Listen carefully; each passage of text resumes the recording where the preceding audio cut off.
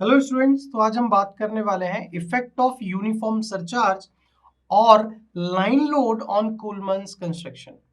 अभी तक जब हमने कूलमन्स कंस्ट्रक्शन मेथड की बात की तो वहां पे हमने कोई भी यूनिफॉर्म सरचार्ज या फिर लाइन लोड को कंसीडर नहीं किया था और सिंपली फाइंड आउट कर लिया था और उसको एक एक स्टेप्स में समझा था।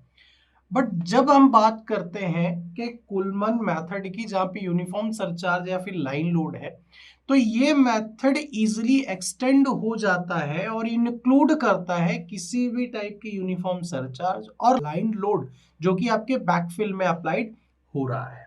ठीक है, आपको साथ ही साथ एक इमेज देखने को मिल रही होगी।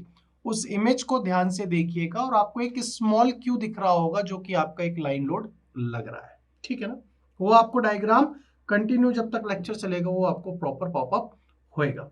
किसी भी तरीके के लोड होंगे, each such load that falls within the assumed failure wedge, मतलब वो जो फेलियर वेज के अंडर जितने भी टाइप के जितने भी लोड होंगे वो सब इंक्लूड भी हो जाएंगे, ऐड भी हो जाएंगे और उनका जो वेट होगा वो क्या होगा, फेलियर वेज के अंदर कंसिडर कर लिया जाएगा। मतलब अगर अगर इस तरीके की लोडिंग आती है तो उनको आप एज्यूम करते हो फेलियर वेज तक और इसको इंक्लूड किया जाता है by adding it to the weight of the failure wedge. ठीक है, ठीक है, फेलियर वेज के ही वेट से इसको ऐड कर लिया जाता है। एक मॉडिफिकेशन है जो कि मैं अभी आपको देखने को मिल रहा होगा, जो कि मैंने आपको बताया क्या कि एक line load Q dash act कर रहा है बैकफिल के अंदर। ठीक है, जो कूलमन की लाइन है अप टू पॉइंट क्यू वो सिमिलर है आपके उसी केस के तरह, जैसे कब, जब कोई भी लाइन लोड नहीं था।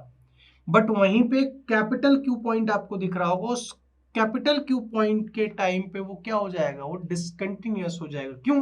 क्योंकि वहां पे अब आपको सडनली लोड फील होगा, उस वेज के अंदर एक लोड, इंक्रीज्ड लोड आपको देखने को मिलेगा just because of line load. इस कंडीशंस में आपको टेंजेंट को ड्रॉ करना पड़ेगा, वो भी दो सेगमेंट के अंदर कर्व में। और जो वहां पे आप जैसे ही टेंजेंट ड्रॉ करोगे फिर आपको पीए की वैल्यू को डिटरमाइन करनी है। ठीक है, आपको एक पीए दिख रहा होगा और एक पीए प्लस डेल पीए भी दिख रहा होगा। ठीक है, तो इनकी वैल्यू जब आपको कोई बोले कि फाइंड आउट करना है तो इनकी वैल्यू जो पीए या फिर डेल पीए है, पीए प्लस डेल पीए, इनको आप कैसे मेजर करोगे, बीडी के रेफरेंस से ही करोगे। ठीक है, बीडी के रेफरेंस से करोगे और कूलमन के लाइन से ही कंसिस्ट करोगे इस लाइन लोड के रेफरेंस में।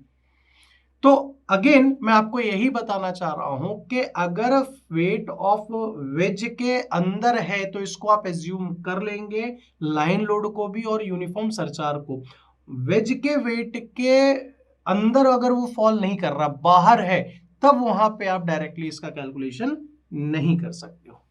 तो आई होप मैंने आपको समझाने की कोशिश पूरी की है, आपको समझ में भी आया होगा। आज के लिए इतना ही। Thank you very much.